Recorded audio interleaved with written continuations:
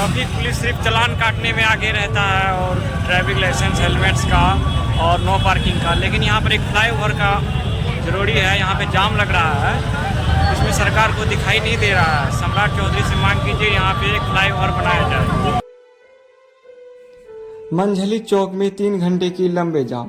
आम जनता परेशान है, लेकिन सरकार को इससे कोई फर्क नहीं पड़ने वाला है, क्योंकि सरकार अपना वहाँ पे रोटी चाप रहे हैं। यहाँ पे 4 लाइन और फ्लाईओवर की बहुत ज़रूरी है और जल्द से जल्द बनाया जाए। और रोड में एम्बुलेंस की व्यवस्था होना चाहिए, ताकि कोई भी ड्राइवर एक्सीडेंट हो जाए उसे समय पर हॉस्पिटल पहुँचाया जा सके। ना ही यहाँ एम्बुलेंस की व्यवस्था है और ना ही 4 लाइन का। और यहाँ पे लोग बहुत ज़्यादा परेशान हैं और समय पे कोई कार्य नहीं हो पा रहा और लोग कार्य से वंचित हो रहे हैं। यही बिहार की विकास है। बिहार की विकास दिन पर दिन घटते जा रहा है।